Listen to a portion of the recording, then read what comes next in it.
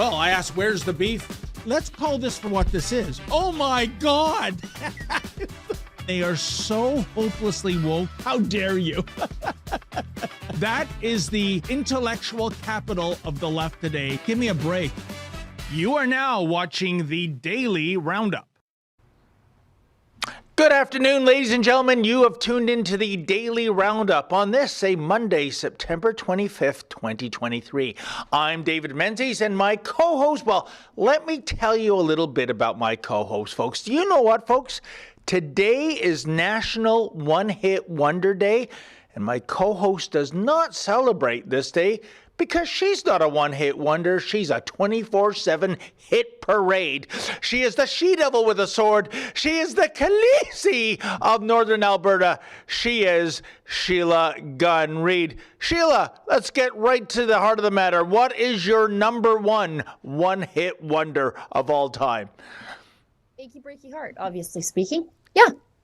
Billy Ray Cyrus, Achy Breaky Heart. He had more some hits than small, that. no, not really like that. It was like a small success after the fact. And it was just like people who were like buying an album because they liked the other song. But also, of course, there's Milli Vanilli, Girl, You Know It's True. What a day for them today. You know, like in a day where everything is lip syncing and digitized and they were just sort of performing in the wrong era, I think, because if they were performing in now times, they didn't do anything wrong. You know what? I never thought of that, and you're absolutely correct. I can tell you, I went to one source, and they have a top 10 list, and I don't know if this is a matter of pride or shame, because the number one-hit wonder of all time is Canadian content, namely Seasons in the Sun by Terry Jacks. Then we have The Night Chicago Died, Paper Lace. Lovin' You, Minnie Riperton. Oh, I hate that song. The Hustle, Van McCoy. I like that song, and I always thought it was Casey and the Sunshine Band that did that. Afternoon Delight, Starland Vocal Band, one of the cheesiest songs in the world. It seems to be about going to the no-tell motel to have an affair, right? It's a gross song.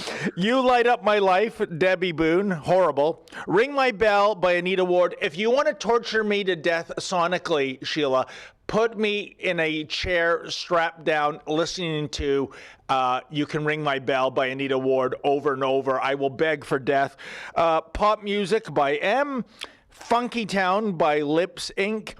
and Mickey by Tony Basil. And I'll tell you one thing, one anecdote. Mickey, that's kind of funny. Many years ago, I worked for like this gourmet rib joint. I was a delivery driver, Sheila, and it was called Mickey's Ribs.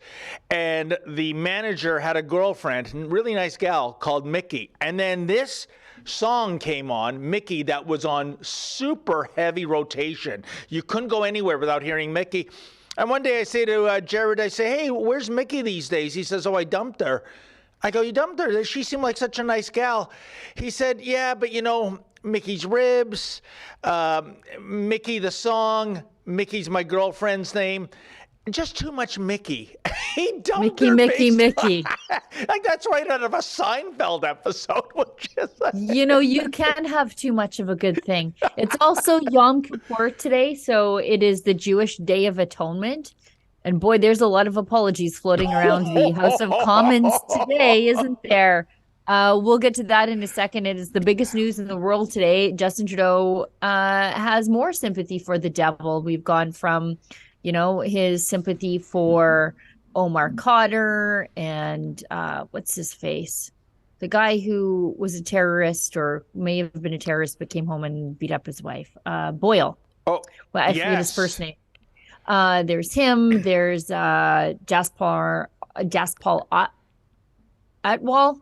Oh, the terrorist that's the fella he brought. Yeah. That was India fiasco number one, right? One. As opposed to, I guess like it's kind of like the Super Bowl now. Every time blackface goes to India, we have India fiasco, Roman numeral 2, Roman numeral 3. Can I tell you that I am so grateful that we just got into basically hay production around this farm, because I'm really feeling it for the canola farmers today and the pulse farmers today, thanks to Justin Trudeau's absolutely outlandish behavior. with India, they're dealing with a trade fiasco with their one of the single largest consumers of pulses in the world. Canada is the largest producer of that portable protein, and they are the largest consumers of it, at least from Canada. And the farmers are going to be stuck in the middle once again. But let's tell everybody what we're doing before we continue to talk about how Justin Trudeau serial kills our reputation on the world stage one more time. You know, the Canadian reputation is like a cat. It has 9 lives, but I think Justin Trudeau is on life number 11 with that poor thing. It's just a disgrace. Every day you wake up, you're like, what did Justin Trudeau do to us today? How am I ashamed today? But this is the Rebel News Daily Roundup. It's hosted by my friend David Menzies and a rotating cast of characters. I am the character on rotation today. My name is Sheila Gunn-Reid. I'm the editor-in-chief here at Rebel News. And this is a place where we talk about the news of the day completely unscripted and spontaneous. And sometimes we talk about the news as it breaks, and I wonder how many extra Liberal apologies we're going to see today as we're on air for about an hour. But it also gives you a chance to interact with us here at Rebel News and allows us to democratize the news. What do I mean by that? Well, if you're watching us on YouTube, there are 1.6 million YouTube subscribers over there. We don't want to abandon you, but you may know that YouTube is a censorship platform. They've demonetized us over there. That's fine. Because there are other platforms that don't really care about your opinions or mine. They just care about doing business. Isn't that interesting? So we've got Rumble and we've got Odyssey. Those are the 2 other platforms that we're broadcasting on right now. Rumble, you can leave us a paid chat. It's called a Rumble Rant. And if it's over the $5 minimum, we are obliged to read it on the show. Likewise with Odyssey, over there it's called a hyper chat. We'll do our best to read it on the show if it's over that $5 minimum. But don't hesitate to leave a comment for less than that. Why? Because it helps us keep the lights on. We don't rely on handouts from that Nazi enabler, Justin Trudeau, to keep the lights on here. We rely on the support of our viewers at home. But we frequently read chats that are underneath the minimum and even sometimes free chats. So please engage in lively conversation with each other and with us, and enjoy your free speech while you still can. And I think that's it. David, I'll throw it back to you. Yeah, and you know, before we get into the meat and potatoes of that extra special guest on Parliament Hill on the weekend, Sheila, why don't we throw to a video? Here is an individual. He was described as a war veteran, a Canadian patriot, and a Nazi. No, they didn't say that part. That leaked out later. And now we have, I guess, can we call it Nazi-gate, Sheila? Can we use that? Is it a suffix or? Yeah, it's a suffix. Nazi-gate. This is a story going around the world, and it has profound implications. I don't think Russia could be happier than the fiasco that occurred. So just in case anyone's returning to Earth on a space shuttle and missed the story, why don't we throw to the video of Let's just set it up a little bit. Okay. So this is the man in question is a 98-year-old. They've touted him as a veteran, whom we should celebrate because he fought the Russians during World War II. Because if you are historically illiterate, like liberals tend to be, although they haven't completely erased the history of World War II, there are some people out there who still know what World War II was about and who is on what side. And if you fought against the Russians, you were on the side of the Nazis. Exactly. And so Russia was an ally. Was an ally and paid a huge price fighting on the Eastern Front, by the way, against the brutality of the Nazis and, incidentally, the Waffen-SS, of whom this guy was a member. So the Waffen, the SS was sort of broken down into 2 divisions. One was Hitler's personal bodyguards, and the rest were the kill squads. He was a member of the kill squad. They were known as the most fanatical and brutal of all the soldiers fighting on behalf of Germany. These were the ones that were deployed to kill the resistors, the Poles, the Jews, the Roma, the Catholic conscientious objectors to the brutality. They were the ones that went out. They killed incidentally, the communists, the capitalists, like they were the kill squads. Yep. They were almost religious in their loyalty to the Fuhrer. And this guy was trotted into the House of Commons and given a standing ovation by all parties, to the shame of all parties. Yep. Because, quote, he fought the Russians. And so they thought that this guy would be somebody that should be celebrated when Ukrainian Prime Minister Zelensky came to the House of Commons to get, I don't know, his monthly stipend from the Canadian government or whatever we're doing there. All that aside, he gets pushed out as someone who fought against Russians. And so everybody claps like trained seals. And now we've got an international absolute disaster on our hands. I can't wait to see what happens with the state of Israel when everybody comes out of Yom Kippur later on today. I imagine there'll be lots of horrible things said about Canada, deservedly so.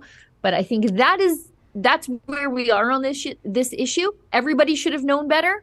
I think some people probably did know better, Chrystia Freeland. And Fraulein Freeland.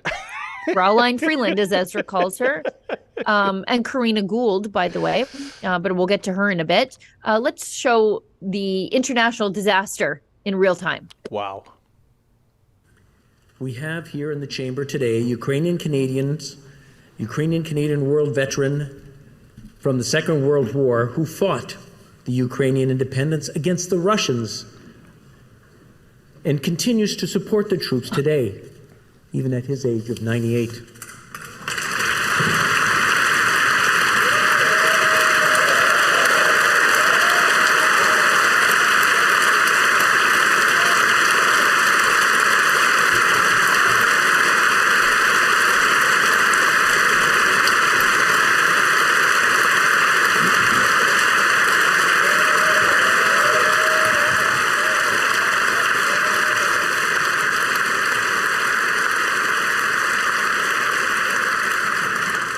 His name is Yaroslav Hunka.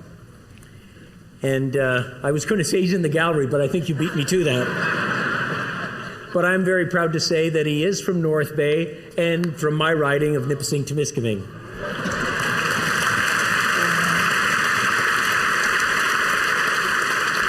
He's a Ukrainian hero, a Canadian hero, and we thank him for all his service. Thank you.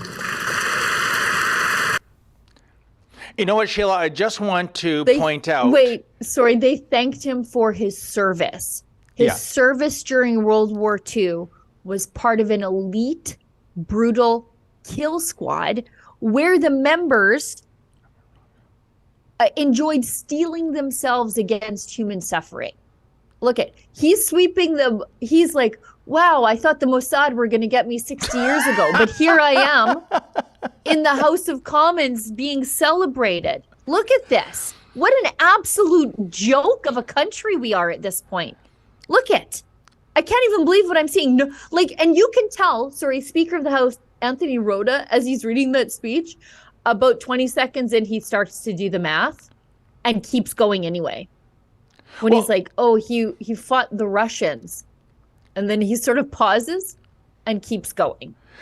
That's exactly the point I wanted to bring up when it comes to Anthony Rota, mentioning that he fought the Russians, and he said in World War II. So to your original point, Sheila, wait a minute. That means he was fighting against one of our allies. If you said he was fighting against the Russians in the Cold War, or when Russia went in to invade Afghanistan in 1980, well, that's a different kettle of fish. But he's given the chronology. Russia were good guys, at least until the war ended in 1945. And everyone's clapping. So did everyone in the House of Commons fail history? The other thing, Sheila, I want to get to is that surely, and I'm not sure what the protocol is, but I'm sure it exists, that you have somebody coming into the House of Commons, that person is vetted, especially when you have the Prime Minister in the House and a foreign head of state who, as we all know, is maybe the number one assassination target in the world right now. Exactly. And you're telling me this guy wasn't triple and quadruple vetted? And I don't believe, Sheila, that no one else knew about his baggage other than Anthony Rota.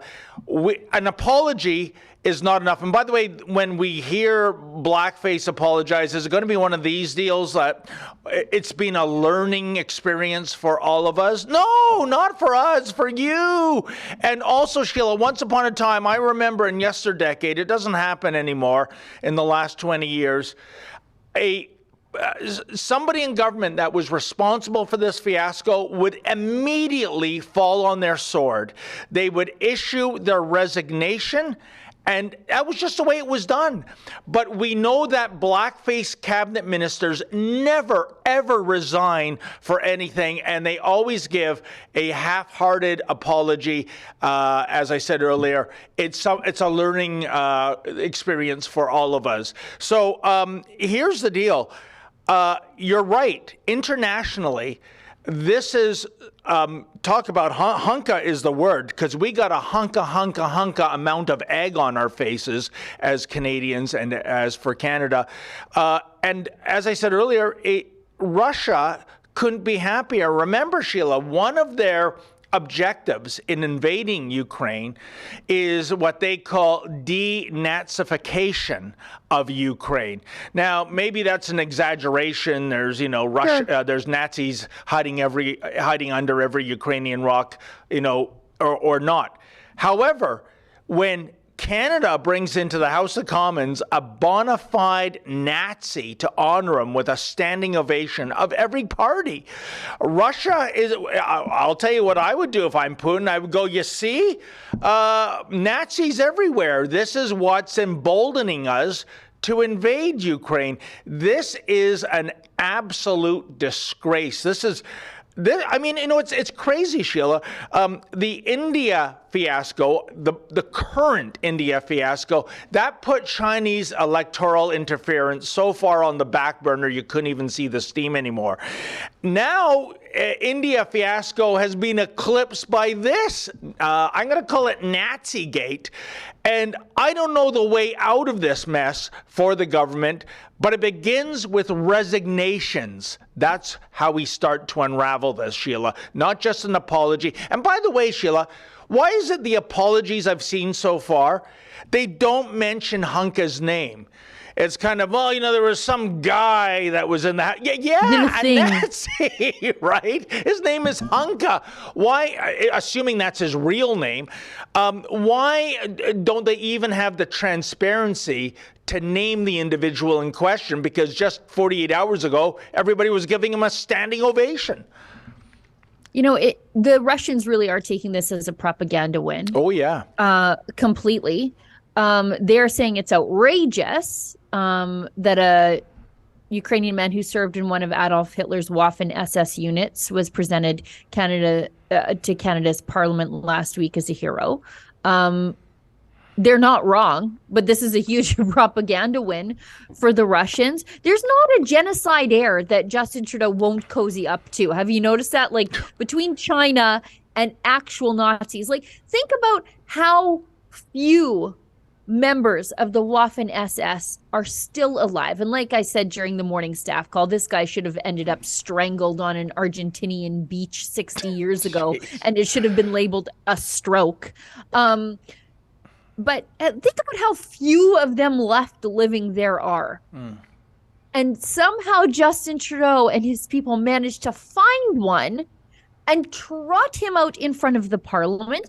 But this is the same government that called truckers crypto Nazis. Yep. Honk honk was a dog whistle for the Nazis, thanks to Yaroslav saying that. Another international embarrassment, by the way. Yep. That if you are a vaccine skeptic, if you're like, I don't believe in vaccine passports, you're a Nazi. If you're a member of the men's drinking club, the Proud Boys, you're a Nazi on a terrorist watch list. But somehow a member of one of Hitler's kill squads ends up in the House of Commons, and everyone's like, He's a hero. He fought the Germans. Imagine hating he fought the Russians. Imagine hating the Russians so much that you're siding with the Nazis, because that's what just happened in the House of Commons. Yeah, no, this is a fiasco on steroids. It is a bona fide scandal, Sheila. And I'm just wondering, in the days ahead, what kind of spin blackface is going to put on this. Quite frankly, it's not going to happen. I'm dreaming in Technicolor, I know that. But Trudeau should resign over this. And also, if he is claiming he didn't know this person's CV, do you believe that, Sheila, given how Trudeau is someone that is a compulsive liar? Trudeau will spit in your face and say it's raining. That's how much of a liar he is. So he has no credibility on this file. And like I said, this is such a disgrace. The Prime Minister should step down. He may as well step down. I don't know if he's reading the recent polls lately. It shows that the Liberals would get creamed. So maybe he should finally do the right thing. But it's amazing, Sheila. If this government over the last 8 years, if their mission was to destroy Canada, was to hurt the economy, was to turn Canadians against each other, if they planned it, they couldn't have done it any better than what their governing record has been so far. And this is the cherry on that sordid sundae, bringing in a goddamn Nazi into the House of Commons. Unbelievable. Yeah, and nobody has even resigned. Like Justin Trudeau, ultimately, this goes right up to him because he met with this guy. This guy's daughter, who is so perfectly woke, it's ridiculous, by the way. One of those like hate has no home here people. She is I think she put a picture on her Instagram of her dad. I'm looking at that. Geriatric genocide heir sitting there waiting for Trudeau. We've got Karina Gould holding his hand, along with Anthony Rhoda. There's a picture that she deleted it, but the internet is forever, Karina. Wow. It's but even Rhoda hasn't resigned. Like in the before times, heads would roll. Yeah. Oh yeah. Bev Oda, $16 orange juice. She's on the long walk off a short pier with her career, but holding hands with a Nazi, perfectly fine. Rhoda, he's still got his job as speaker. Like he's still even the speaker. He hasn't even resigned from his role as the speaker. He's paid no consequences. And I saw somebody say something very poignant on Twitter. An apology without consequences is impunity. And that's what we're seeing here. Now, we've got a video of Rhoda apologizing, but again, not resigning. So let's show that, if you wouldn't mind. I wish to make a brief statement.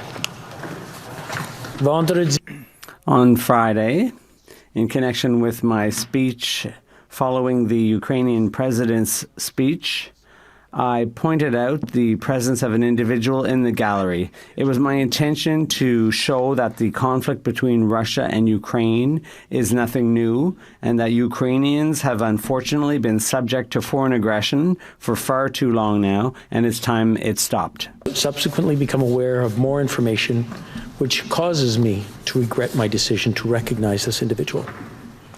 I wish to apologize to the House, and I'm deeply sorry that I've offended many with my gesture and remarks. I would also like to add that this initiative was entirely my own. The individual in question being from my riding and having been brought to my attention. No one, including you, my fellow parliamentarians, or the Ukraine delegation, was privy to my remarks prior to their delivery. I'd like to thank members for their attention. So, Okay, Sheila, hang on here. Hang on. Go ahead, David. No. I was making notes, but I think ours are probably the same. I want to hear what you have to say. A couple things that jump out. As I said earlier, suddenly Mr. Hunka is an individual, this individual, Yes. that included, the individual in question. Who are we talking about here? Is it Pierre Poilievre? I mean, This my individual, goodness. Yeah. he calls him this individual Yeah. several times. Why? Because he's trying to obfuscate the identity, because if he says Mr. Hunka, then all of a sudden the internet goes, who's Mr. Hunka? And then all of a sudden you're like, Yaroslav Hunka, Waffen SS. Like he doesn't want you to be able to Google what the apology is about. That's why he's being extra vague. It's amazing. Rhoda goes from Colonel Klink at a state dinner lauding Hunka to Sergeant Schultz going, I know nothing, I saw nothing. And the second important point, again, he did it again. He stepped in it. He stepped in the quagmire of history. With the quote, conflict with Russia is nothing new. You know what? In historical time, it is kind of new, because we have to go back less than a century when they were our allies in the Second World War. So why is he saying that? Why is he dredging up misinformation about our historical relationship with Russia, or as it was known then, the Soviet Union? Well, because that's the history he's remarking on, the Cold War with the Soviet Union. But all that aside, he keeps talking. He said the extra information that came out about this individual. Excusez-moi, what extra information is that? That Yaroslav Hunka was a volunteer for the Waffen SS, the elite kill squad of the Nazis, that is accused of some pretty awful atrocities, as though there is anything but an awful atrocity against the Poles. And so now Poland is mad at us too. And again, rightfully so. Yeah. Yeah, I know. It's kind of like, we're so sorry. We didn't know this guy had a little bit of baggage on his CV. Oh, really? Like outstanding parking tickets? He got a speeding ticket like Fraulein Freeland when she was in Alberta, something like that. No, it turns out he was a Nazi. Oh, I see. Thank you so much. You know, Sheila, the big question is, I don't know if, and by the way, I don't know if there'll be an inquiry into this. Probably not, because that's how blackface rolls. But I would like to know who knew what when, because I'm not believing that Rhoda is the only one. Blackface is throwing him under the bus. Nothing new there, but I'm not buying that. Efron or Olivia, whoever's in studio right now, I'm sorry. I wish I knew. Can you go back to that Wikipedia page? I know Wikipedia is not the best source of information, but it's hyperlinked. So in the early 2000s, okay, so it says he remained active in Waffen SS veteran circles there and maintained a blog on the internet where, in the early 2010s, he described the years of 1941 to 1943 as the happiest years of his life. Can you please click through on the source links there? What is it, 6 and 9? Wow. Let's see. And we kind of know, Sheila, what was happening in Europe between 1941 and 1943. And he describes that as his version of The Sound of Music. Unbelievable. Okay, let's go to I'm not sure how credible that is, because it is a very recently created Wikipedia page, but I'm gonna poke around on that a little bit later and see what the old Wayback Machine has to tell your buddy Sheila about this guy's history. But you know, the relief on that man's face, where he's like, whew, the Mossad never got me, and here I am getting a standing ovation in the Canadian House of Commons. Let's go to Liberal MP Karina Gould, whom I'm doing a video on today, because the things that she has done and said have just been so atrocious over the years. Yeah. Liberal MP Karina Gould apologizes for meeting personally and participating in the standing ovation of the SS officer Yaroslav Hunka. But the reason she's apologizing for it is because the internet grabbed her Instagram post before she could send it down the memory hole of her own catastrophe forever. That's why she's apologizing. She tried to pretend like this didn't happen. And after we watch this, I'll tell you why this is so atrocious from Gould, who really should have known better. Thank you, Mr. Speaker, for that apology.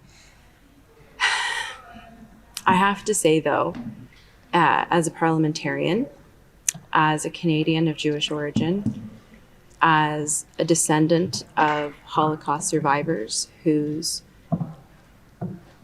majority of her family walked in to Auschwitz-Birkenau, and only my grandfather and his brother walked out, that I think this hurt all of us in Parliament. And I'll say that personally, I feel particularly hurt by this. I would say that as parliamentarians, we place our trust in you. There are many times when we recognize people in the gallery, and we do so on your good advice and your good offices. And all of us here did that in the chamber on Friday because we trusted you on that. I think this unfortunate situation has been deeply embarrassing for Canada's Parliament. Yeah. I think it's been deeply embarrassing for Canada. And I think it was deeply embarrassing for the President of the Ukraine, who came here in friendship, who came here because we are a strong ally, and who came here because he trusted Canadians. I appreciate that this was that you're taking responsibility because this was your initiative, and you have confirmed that neither the Government of Canada nor the Ukrainian delegation had any prior knowledge to this individual being invited to the House or that he would be recognized.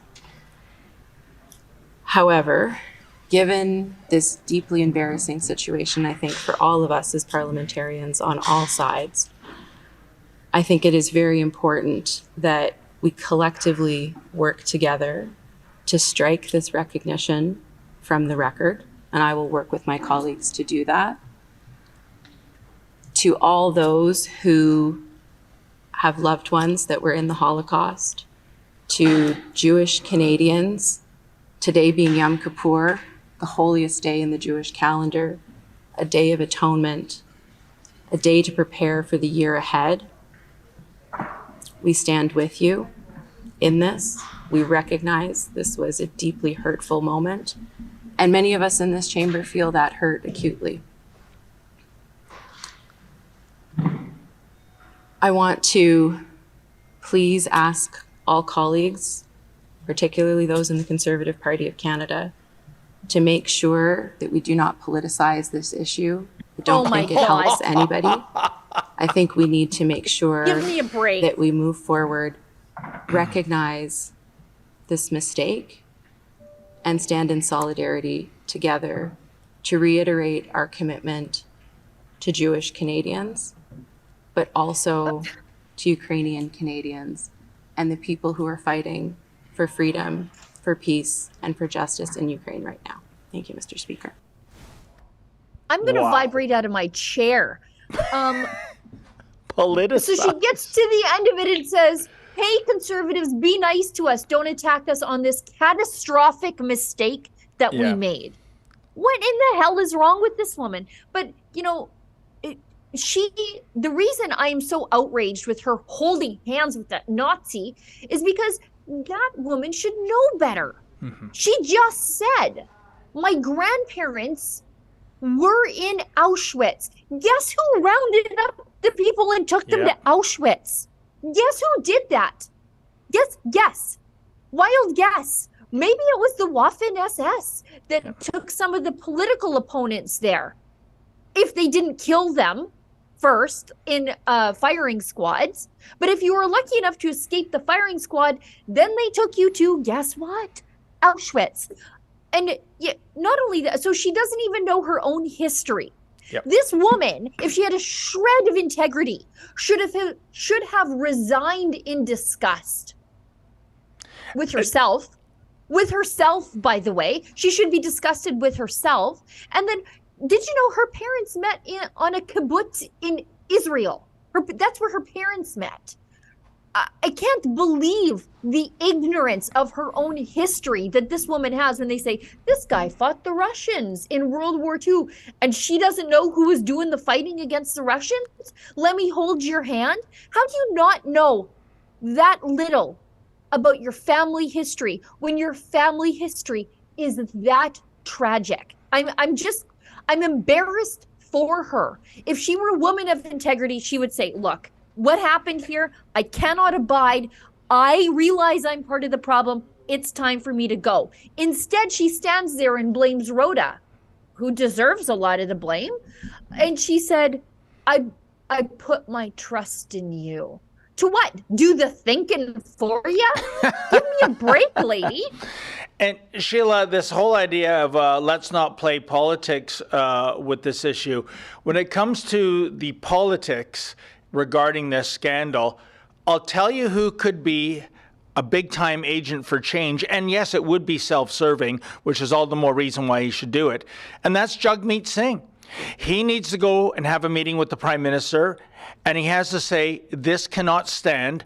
Rhoda's got to go at the very least. And what's in it for Jagmeet? Well, there are 3 other people on standby with different parties, including the NDP, to be the next speaker. And he could say, listen, get rid of Rhoda. We'll vote along with you for the NDP candidate. And suddenly we have an NDP speaker in the House, which would be very good for Mr. Singh. So I wonder if that is going to play out in the days ahead, Sheila. You know, Olivia whispers in my ear that we have the NDP clip. So let's play that. Okay. If you wouldn't mind. Thank you. The members of parliament who lost family members to Nazism. 2 members of my family, my uncle and my grandfather, whose names are commemorated on the cenotaph in New Westminster, BC, are part of the scars of this history. These same members of parliament feel betrayed right now, as do members of the Jewish community and of other communities who are victims of the horrific violence of the Nazis. À bien des égards, le président est le visage de cette chambre. In many ways, the Speaker is the face of this House and represents our joint commitment to democratic institutions and principles. The Speaker has to be above reproach in that role. Although we appreciate the apology made by the Speaker yesterday and in his statement today, we regretfully and sadly say that that's not enough. Unforgivable error, which puts the entire House in disrepute. And unfortunately, I believe a sacred trust has been broken. It's for that reason, for the good of the institution of the House of Commons, that I say, sadly, I don't believe you can continue in this role. Regrettably, I must respectfully ask that you step aside. Je demande pour le bien du Parlement. I ask for the good of Parliament that you step down from the role of Speaker. Wait a minute. Do I Thank you for that comment. Do I agree with Peter Julian on something? Like, I don't agree with his preamble whatsoever, but I do agree with the fact that Rhoda needs to step down. He is still the Speaker for some reason. What I don't agree on is the idea that Rhoda misled the House of Commons into thinking that this guy was some innocent dove of a veteran. Are you people dumber than I think you are? Like, I don't have a very high opinion of parliamentarians. I used to think, like in my more naive younger days, that these were sort of the smartest people in the room and they really understand the processes and optics and all those things. And the more I know politicians, the less of a high opinion I have of them. I think they're absolute idiots. They would jump off a bridge if Rhoda told them to. I guess so, because we just so trust him. He's the forward face of the Commons. No, you guys, if somebody says, this guy fought the Russians, one of you should have said, who is fighting the Russians? Nobody even thought that. Nobody thought that? I guess so. I guess they're just that dumb. It's like they're drones. And they are dumber than I think they are. That's what I learned. Sheila, I think on this issue, and maybe I stand to be proven wrong, but it's only a matter of a day or two or three before blackface demands the resignation of Rhoda for self-serving reasons, to make this go away, to say to the opposition, okay, look, he's gone, okay? Are you happy now? I think it's only a matter of time because this is going to continue to fester. This is getting international headlines, our audience should know. Yeah. This is being talked about over the world, and it's with a degree of revulsion and morbid laughter, if you will. They can't believe blackface could be this stupid. So let's see what happens. This story is not over by a long shot. We're way over for our first ad, Sheila Gunn-Reid. So yes. Why don't we take an ad and we'll pick it up on the other side of the break. Thank you. Yeah, great. Come on out November 25th. It's all aboard the Freedom Train in Niagara-on-the-Lake. You can check Rebel News for updates and also the Freedom Passport site. Tamara Leach, who led the Truckers Convoy, will be sharing the stage with some of the finest international recording artists, like the Chops Horns from New York City, who's played with Alicia Keys, Stevie Wonder, the Rolling Stones, and many more. Plus New World Sun, just off a European tour, and the legendary R&B master, Leroy Emanuel. Get on the Freedom Train with Tamara Leach. Saturday, November 25th at Niagara-on-the-Lake Central Community Center, 680 York Road.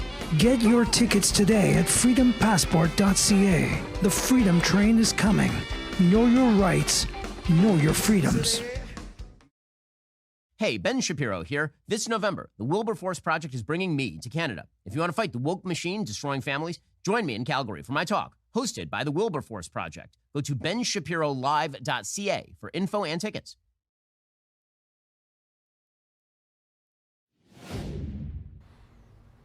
You know, Sheila, I couldn't help but notice in that great Tamara Leach ad, all those Nazis in their trucks with hockey sticks displaying swastikas. I'm sorry, I mean Canadian maple leaf flags. Ooh, remember how they were vilified and demonized? You know what? Let's go to that. We have a clip, naturally, because the internet never forgets, and neither does Rebel News. Let's go to that. By the way, those of you at home, if you want to sign our petition to get rid of Speaker Rhoda, go to firerhoda.com, and one of us will do the absolute pleasure of delivering that to where it needs to go, the Speaker's office, Rhoda's office, the Prime Minister's office.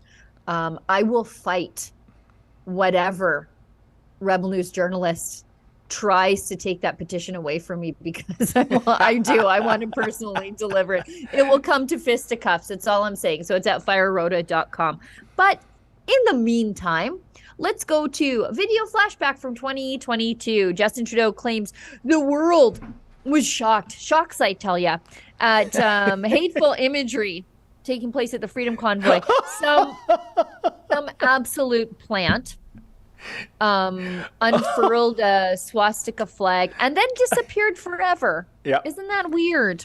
And only a mainstream media journalist was there to see it all happen. Now, I don't want to be a conspiracy theorist, but that sure sounds like a conspiracy to paint the convoy in a certain manner. And boy, Justin Trudeau was there to make sure it happened. And so he claims the world was shocked at that planted flag. Earlier this year, our country and people around the world were shocked and dismayed to see Nazi imagery displayed in our nation's capital.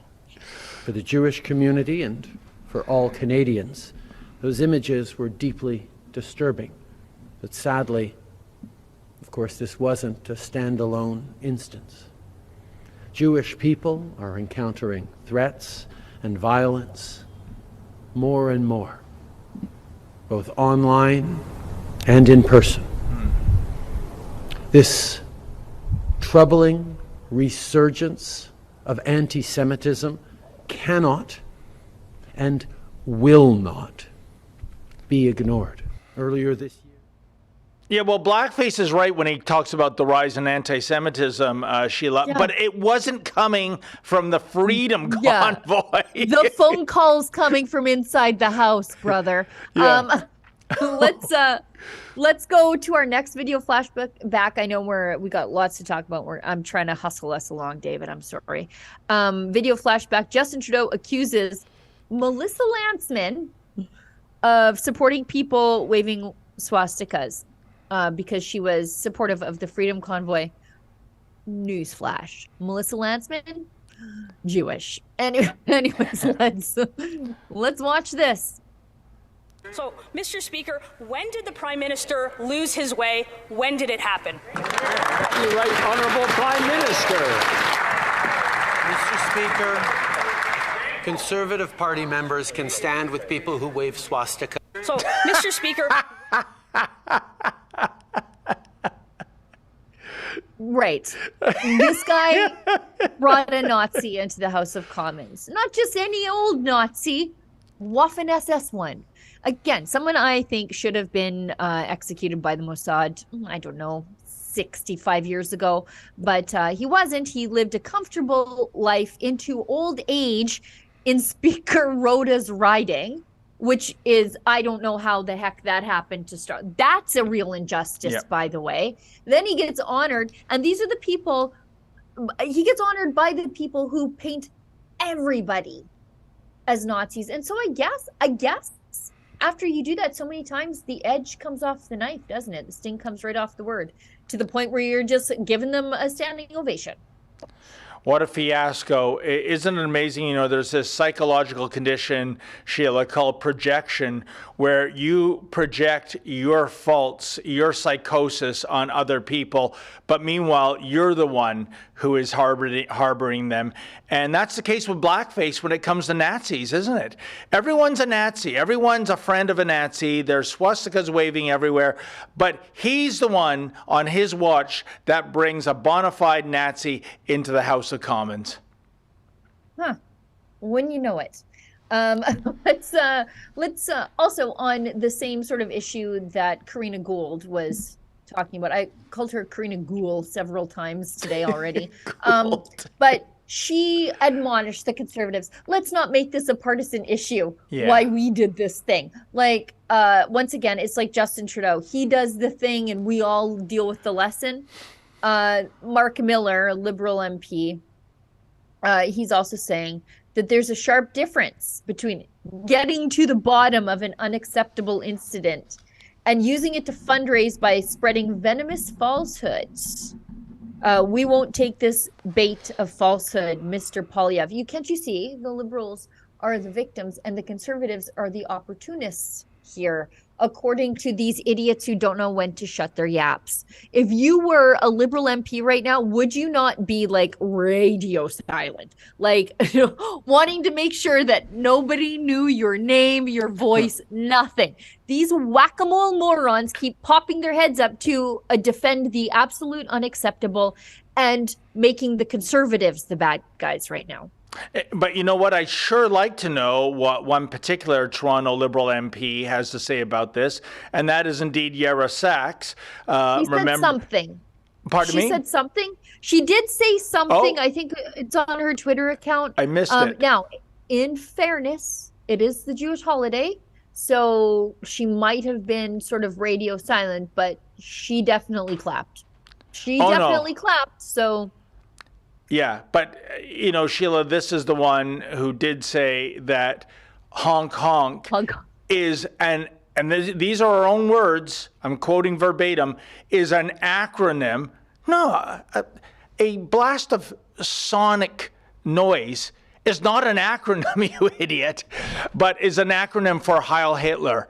And meanwhile, we have somebody who was working for Hitler way back when, right on her side of the house coming into the to Parliament. I don't care if it's a Jewish holiday. She should get off her keister and start apologizing. Well, and let's be clear here. If you're in the Waffen-SS, you were not gang pressed into service. You volunteered for that. You volunteered to be part of the most extreme parts of the most extreme ideology that's ever walked the face of the earth. You volunteered for that. It's not like he was just some sort of child soldier torn between two sides and wanting to find a way to survive the war. No, he definitely chose this. Anyways, this is her comment. This is why this is my favorite. The speaker acknowledged this and apologized. This is why Holocaust education and remembrance continues to be so important. Yeah, especially for you, because you clapped for this guy. And these people spent 2 years, 3 years calling a Nazi, me, for some reason. We knew who the bad guy was, not them. I don't need to be educated. You do. No, Sheila, when she says this, she is meaning our government honoring a Nazi in the House of Commons. That's what she means by this. No. This thing we can't talk about. This thing. This is of your own doing. Unbelievable. Yeah. These people. Olivia, do we want to hit another ad break before we go into Justin Trudeau losing his marbles one more time? Oh, we're okay. We can keep going? We're okay, clear. Perfect. Okay, perfect. So let's go into this next clip. Justin Trudeau, we've titled it Unhinged. I think that might be kind. Justin Trudeau is completely off the rails screaming, "We will and have to stand every single day until Ukraine wins this war." I don't know if that's possible. I think there's probably a diplomatic solution here before we just throw more young men on the bonfire of a war that seems unwinnable. Anyways, let's show his video, and then I'll tell you why this unhinged rant is so insincere. To continue to step up as Canada has with close to $9 billion in aid for Ukraine. But we will, because the cost on Canadians, on our lives, on our world will be so much greater if Putin wins this war that we will and have to stand every single day until Ukraine wins this war. The stakes are high for Canadians. The stakes are high for Ukrainians. The stakes are high for all of us around the world. This is a moment where we define ourselves for the rest of the 21st century. Did we stand up against authoritarianism? Did we stand up against those who choose to break the rules around the world? Do we stand up for what is right? We are Canadian. Of course we're going to stand up for what's right. To continue. Okay, you know what that reminds me of? Sorry, David, to cut you off. I have to make this joke.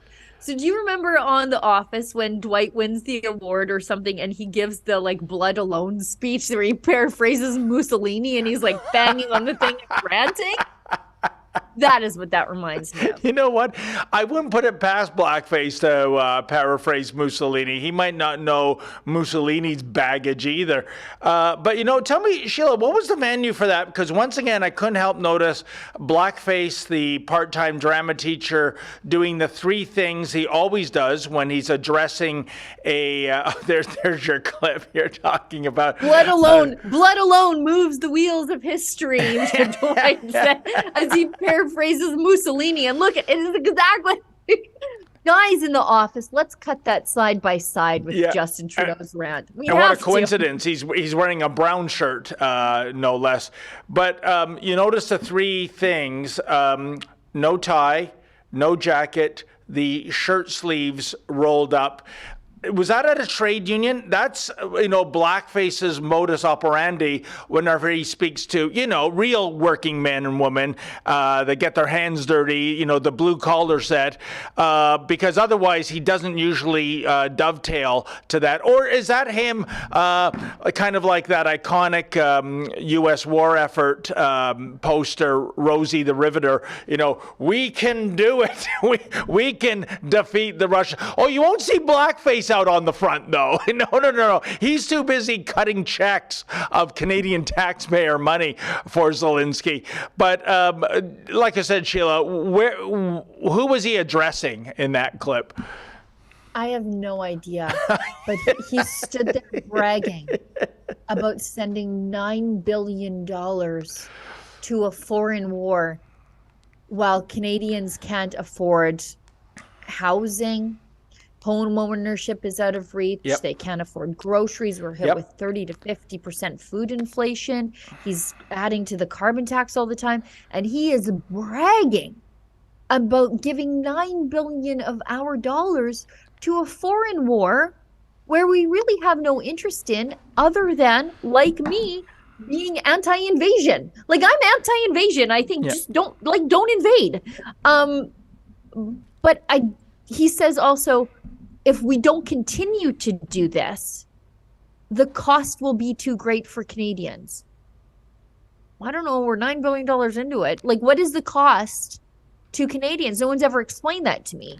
And that if Russia wins, what is the cost to Canadians? Well, how about this, Sheila? You recall several months ago when the heads of state of Japan and Germany came cap in hand to Canada begging for liquefied natural gas. It would have totaled 2/3 of $1 trillion with a T, $1 trillion. Well, you know, that would have covered the war effort in Ukraine in terms of Canadian financial wherewithal. But Blackface said there was no business case. Do you remember that, Sheila? Because I guess our coffers are overflowing. We don't have a deficit. We don't have a debt. And we can continue to cut checks for billions of dollars to, I'm sorry, you know, and I'll get a lot of heat from this from Ukrainians, I suppose. I really don't think this is a war Ukraine can win. I am very hopeful of a diplomatic solution, but you are dealing with a nuclear superpower. And I'm sorry, when Blackface is, you know, predicting a Ukraine victory, this is dreaming in Technicolor, Sheila. Yeah, this is the new Vietnam, isn't it?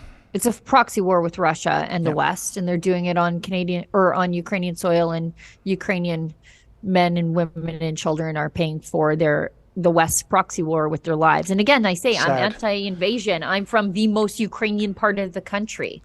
I get why this is so tragic for so many Canadians, but I think we have to be realistic here. We should jump ahead. Sorry. I want to tell you why that's so insincere. I wrote it up this morning. Guess what today is for Justin Trudeau? Half a day, personal day. So, private meetings. He's ranting unhinged because we're going to just keep shipping money off to an unwinnable war. And also there's that whole, you invited a Nazi to the House of Commons thing that maybe a normal person might go to work and try to deal with. But his morning today was consumed with private meetings, I guess, with Cheetos, underpants, and Netflix, probably. You know, and in the afternoon, he's meeting with NDP Premier David Eby. That's amazing. Today is September 25th, Sheila, and in 5 days, it will be a holiday for federal employees. I guess you can call Blackface that.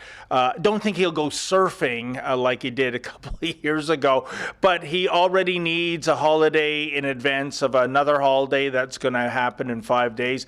And this, you know, steaming garbage dumpster of scandal that occurred over the weekend, he can't change his schedule to address this? No. This is unbelievable. Yeah. Well, is it? No, like, I guess we not. say it's unbelievable, but I mean, like, we're like 72 hours into a Nazi in the House of Commons. So I'm not sure if anything that this government does at this point is unbelievable. Let's jump ahead because we're already towards the end of the day. Well, not the end of the day, end of the show. I don't know about you, Sheila Gunry. I still have like a full I'm not buggering off work 11 hours. I have got 11 hours left at this desk. I'm not a CRA employee. Yeah, no, we don't work for the feds. Olivia whispers in my ear, we have Justin Trudeau's reaction to the Nazi in the House of Commons. So somebody caught this deer in the headlights in the hallway.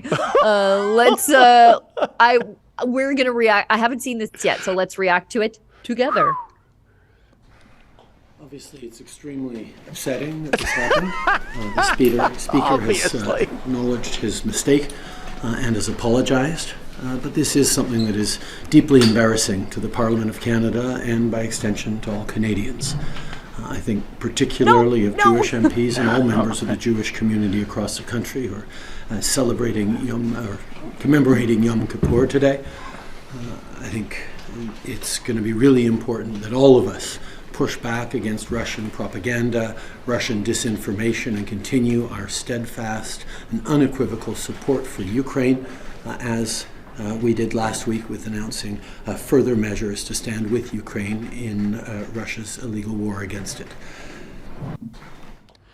Boy, does he sound and look like a defeated man in that clip. He looks pale, Sheila, and so he should. So again, that adds fodder to what I was just saying a second ago. Don't take the day off. Get on this file.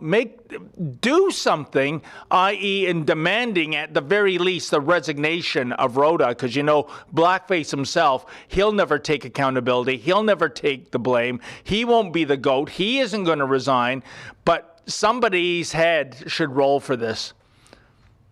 I like how he sort of flipped it around on the Russians at the end there. Like this, he's like, blah, blah, blah, and this is deeply embarrassing for the parliament and by extension all Canadians. No, I'm embarrassed of you. I didn't invite a Nazi. In fact, we're the ones outraged about it. We're the ones that noticed you did it. Yeah. It wasn't 40 million Canadians that were responsible for this fiasco. Once again, they do something bad. We have to learn from it.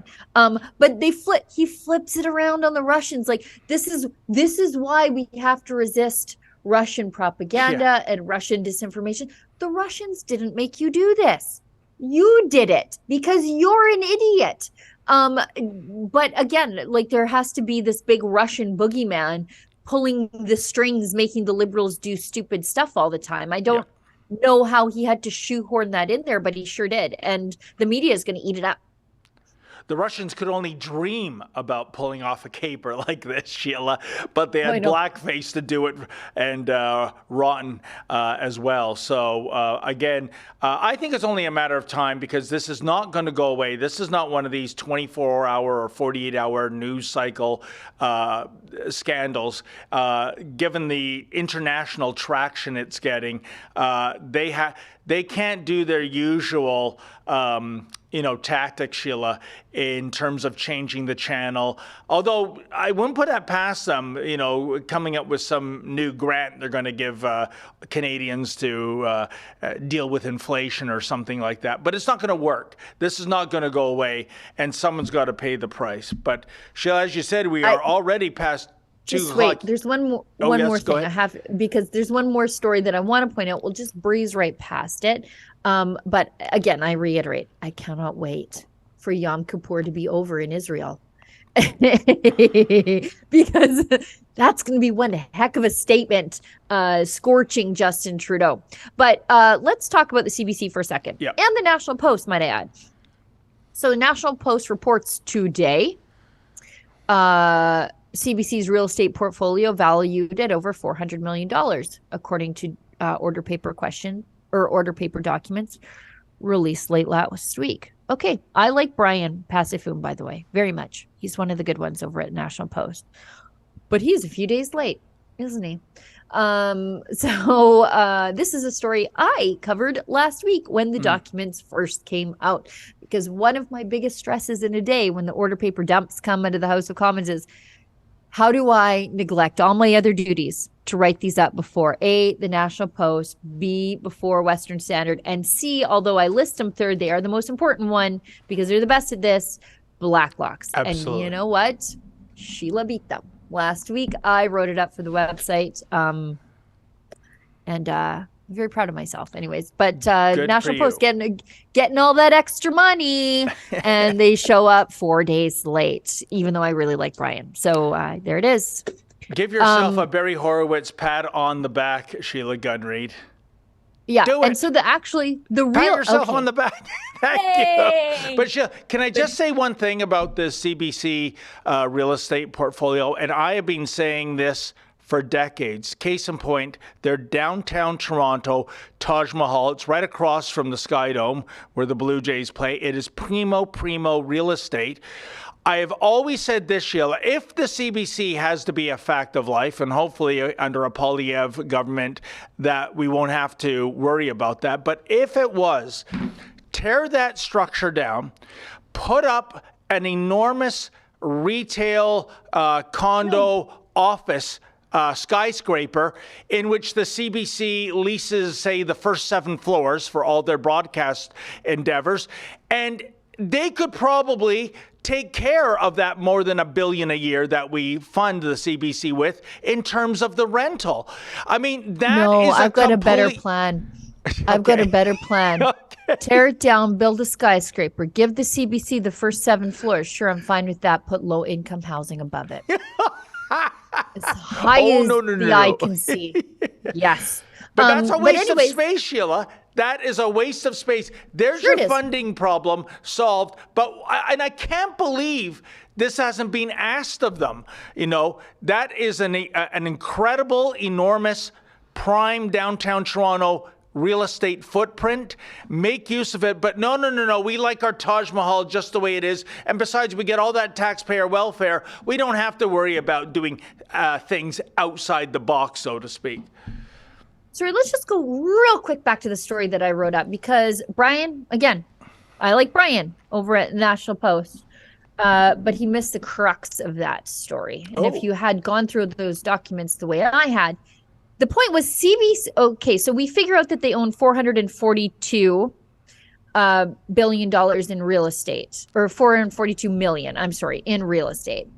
However, they also lease an infinitely larger number of spaces across the country, and they refuse to divulge the cost of those leases.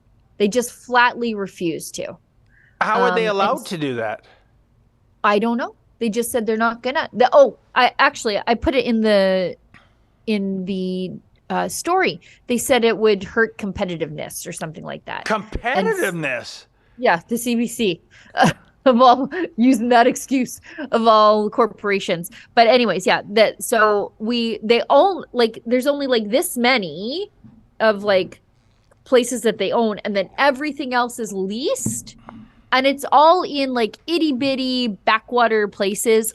By and large, no offense if you live there, because I'm from the backwaters too. I'm not uppity about that. But these are like local news stations that A, nobody listens to, and B, they probably don't actually use them. They just use the wire feed, right? And so it's a lot of wasted money that they wouldn't divulge where it's going. But Sheila, you know, the very fact of the CBC to use competitiveness as a reason, and I'm going back, you know, several years ago, because now the mainstream media is also getting federal welfare. But before, when they didn't, just think about that. If you and I had our own private broadcast outlet, we are paying taxes, and part of that tax money is going to the CBC, aka our competitor, to compete against us. So the competitiveness issue is not the CBC being hurt. Private broadcasters, until very recently, were the ones getting hurt by the fact that they're propping up the national propaganda broadcasters. So for them to use the competitive argument, that is rich. Yeah, so if they have... They refused to divulge the value of 80 leased properties across the country because it represents, quote, commercially sensitive and protected information. No, it doesn't. Yeah. Liars. The CBC canceled 8 long-term leases in the 2022 fiscal year, 5 in Canada, 2 in Russia, and 1 in Beijing. So anyways, liars. They own 12 properties across the country. 442 million. We should just liquidate those when we sell the CBC one day. I'm dreaming big, but it's the 80 leases that really troubled me, and their refusal to produce that information for some a ridiculous reason. And Sheila, when you look at their numbers, for all the money we shovel at them and the return on investment we get, it is so lacking. Really, what do you think the core fan base of CBC News is these days? Like 50,000 people? Seriously. It's grandparents who don't know how to use the remote control. Honestly, young people, the one good thing that you can do for the state of this country is to teach your grandparents how to use the remote control so that they can watch curling if they want, and they can watch Murdoch Mysteries, but also something different that isn't brainwashing them. Please, young people, do it for the future of this country. Teach your grandparents how to use your remote controls. There is Sheila Gunn Reid's gift to last. Yep. Okay, let's I see now some Jewish organizations have woken up and they're starting to condemn Justin Trudeau, including CJA, sort of.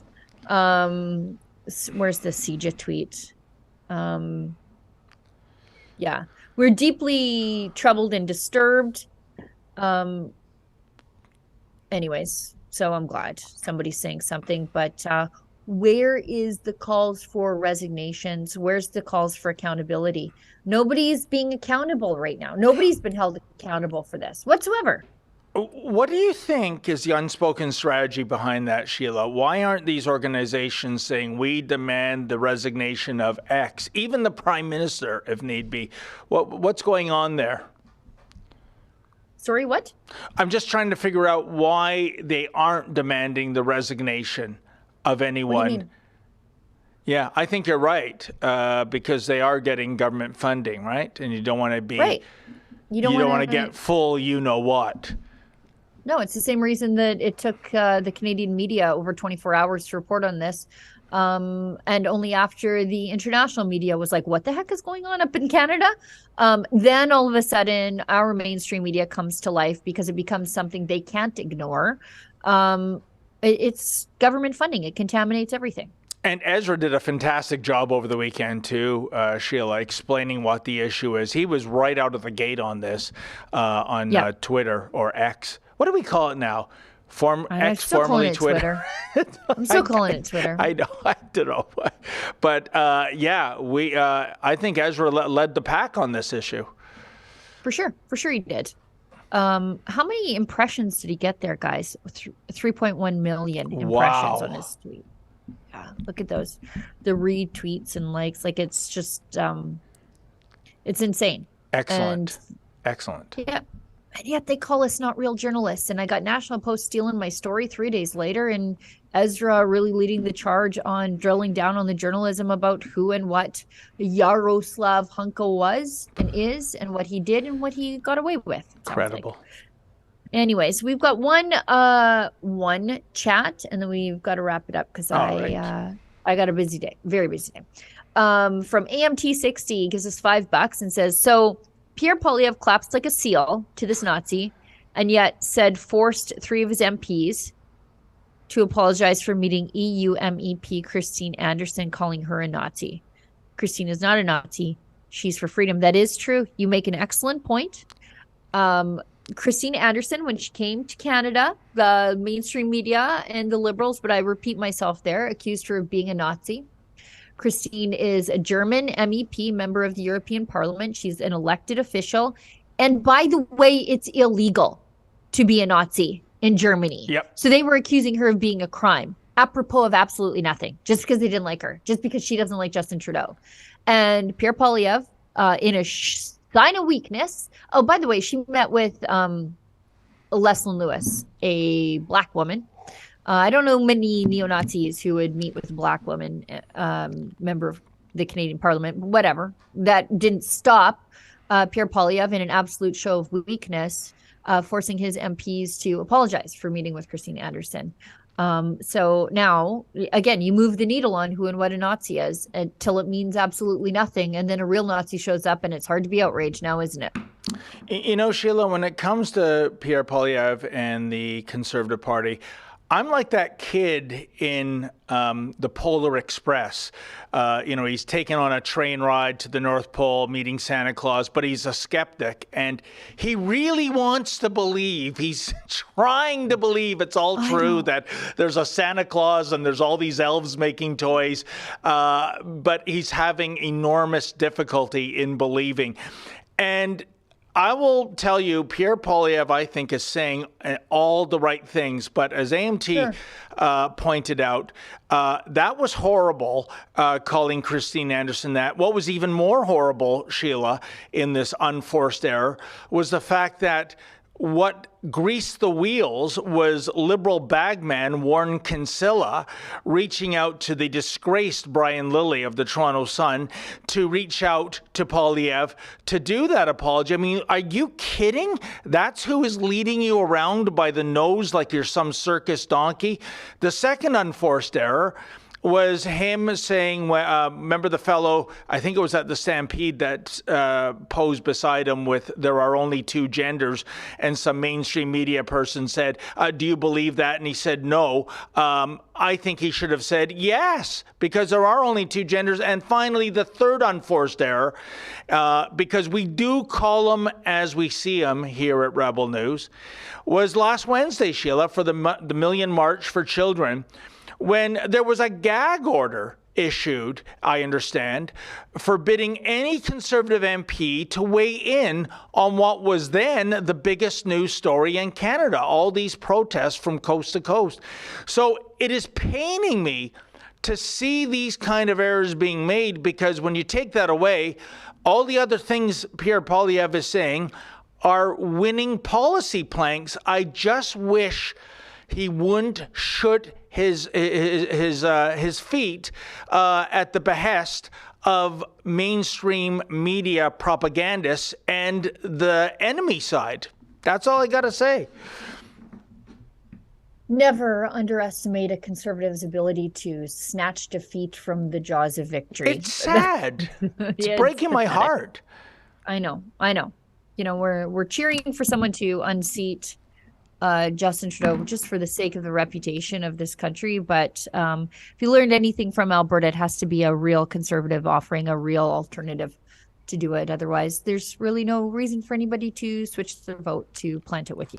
Anyways, 100%. And by the way, for all the negative nabobs out there who are saying, why are you attacking the Conservatives? You want blackface to have another 4 years? No! Give us reasons to love the Conservatives, but we are not their public relations outlet. We're a media outlet, and we like to call them as we see them. And when he does good, we'll say that. And when he does bad, like the three examples I gave, then we're going to call that out too. It's just the nature of our beast here, isn't it, Sheila?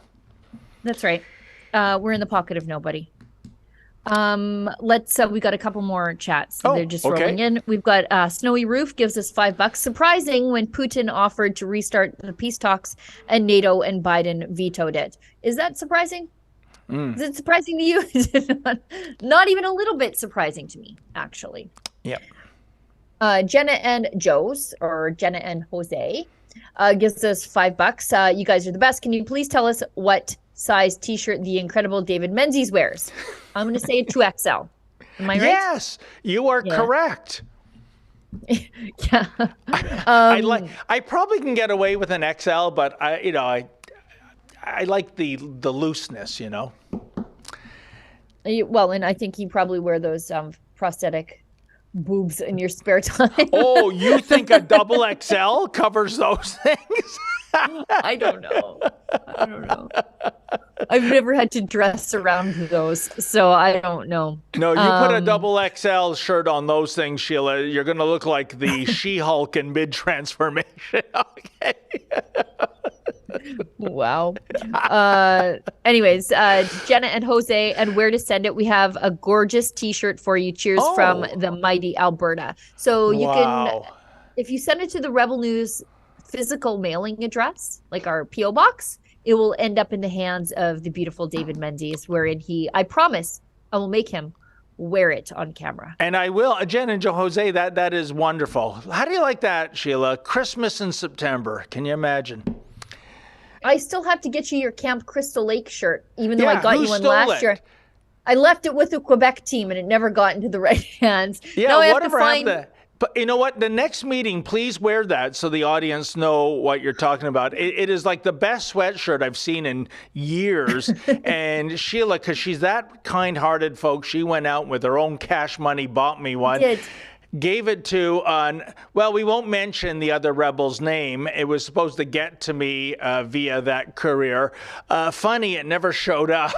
But somebody somewhere is wearing that beautiful garment. So if you can track that down. But it features Jason Voorhees, the goalie mask wearing serial killer of Camp Crystal Lake. And Sheila, you told me in Dubai it's got all kinds of merit badges on the Yeah, it's got all the merit badges, like canoeing, and there's like he's reaching out of the lake to like pull the canoe, and like archery, and it's like him shooting somebody, and like camping, and it's like somebody being tossed around in a sleeping bag. Like it's the best. It's the most brilliant sweatshirt I've seen, so I would love to take possession of that as well. Yeah. Well, Sheila, I we have caught to up find with it again. No, we're not. They just keep more. coming, and Okay. we're like approaching way past the hour. We've got Memory Hole gives us $10. Says I put the blame squarely on the shoulders of Stephen Harper. Yes, I'm surprised the Liberals have not blamed Stephen Harper for this. That was obviously a facetious comment. Yes. Okay. Yeah, for sure it was. And Bill CF7 gives us $5. That clip of Polyev was videotaped by a Liberal MP for not clapping hard enough. That is Twitter's punching bag, Mark Gerritsen, who is, every time I'm like, that's the dumbest MP. And then I think, Wait a no, minute. that's the dumbest MP. Mark Gerritsen always comes out and he's like, no, Sheila, I'm the dumbest. And so last week, Mark Gerritsen, when the Nazi came, Pierre Polyev was not enthusiastic enough for Mark Gerritsen. And so this tweet has aged like an absolute banana. And so he records in the House of Commons. For some reason, he's got a cell phone out, not respecting parliamentary protocols or the value of the chamber. And there's Pierre Polyev just sort of like putting his little hands together for Zelensky. He's just like doing the polite like Queen's clap for Zelensky. Gerritsen didn't think it was aggressive or enthusiastic or performative enough. And so he videotaped Polyev and posted that to the internet. And Gerritsen is a dumb man. Sheila, what do you want to bet that Mark Gerritsen is really, really suffering from buyer's remorse with that particular tweet, given what we know about this guy? Because apparently it's not a matter of not clapping loud enough.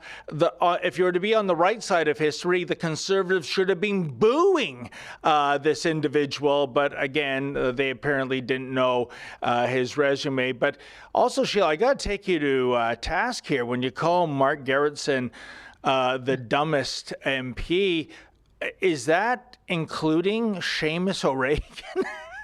I thought that's the gold standard.